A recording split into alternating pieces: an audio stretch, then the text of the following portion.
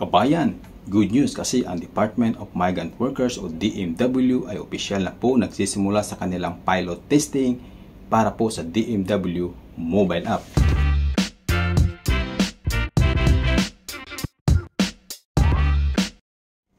Welcome back puli kabayan, this is Dads from Dads Info TV, na isa pong OFW na kagaya mo. At kung bago ka pa lang sa ating channel, please consider to subscribe kabayan at pakihit na notification bell. At ang pinaka-importante po ay pakilike ng video para naman po may recommend ni YouTube sa iba pang mga OFW na kagaya mo na nanonood ngayon kabayan.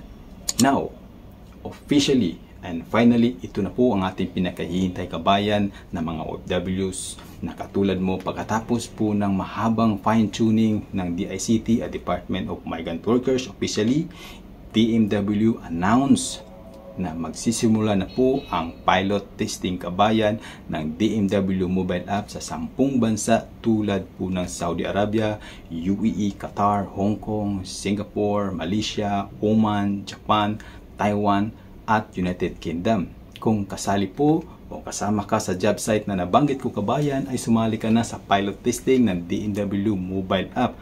Mag-download lang po ng bagong mobile app sa Google Play Store at saka sa App Store kabayan. At kung nag-download ka ng dating lumang DMW mobile app, yung isang logo lang, ay mas maigi i-install mo ito at mag-download ng panibagong DMW mobile app kasi sa bagong mobile app kabayan may dalawang logo na po ito, logo ng DMW at saka logo ng bagong Pilipinas. Magkatabi po yan. Okay? So, para mas maganda, mas updated po ang ating mobile app kabayan, i-install mo po yung dating DMW mobile app at mag-install ng bago. Now, panoorin nyo po ang video na ito kung paano pagrehistro sa DMW mobile app kabayan at kung paano kumuha ng OFW Pass sa DMW. So mag-download na ng bagong app, okay? How to use. I-download ang DMW mobile app. Pagbukas ng app, i-click ang login at i-type ang e-registration account details. Kapag nakatanggap ng ganitong mensahe, i-click ang register. Mag-register gamit ang mobile number at i-click ang next. Hintayin ang OTP o one-time PIN na matatanggap sa mobile number. I-enter ang OTP na matatanggap sa registered mobile number. Click submit. Kapag nakita ang success na message sa screen, i-click ang OK. Ang susunod na makikita ay ang data privacy policy. Hinihikayat na ito ay basahin at unawain. Pagkatapos, i-click ang accept. Matapos mag-register o mag-login, maaari nang mag-apply ng OFW Pass.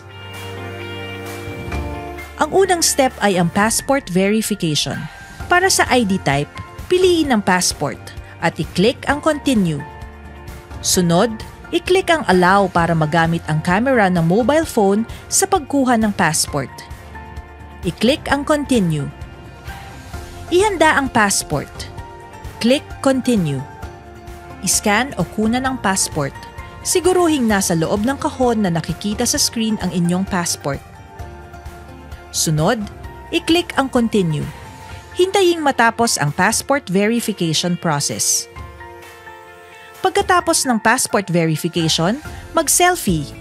Huwag gumamit ng flash. Siguruhin din na nasa loob ng bilog ang buong mukha at malinaw ang inyong picture. Sunod na makakakita ng check kapag maayos na nakunan ang inyong picture.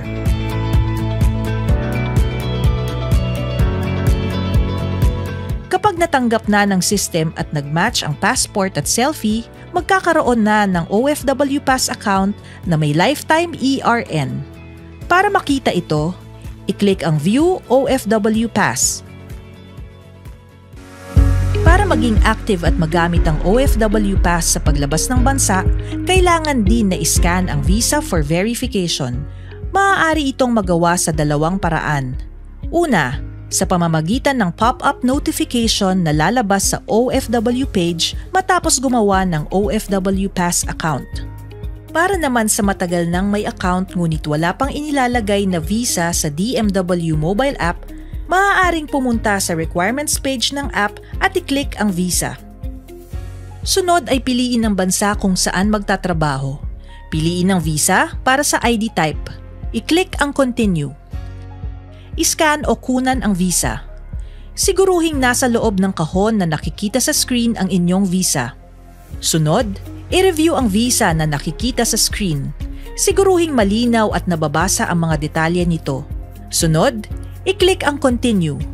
Hintaying matapos ang visa verification process.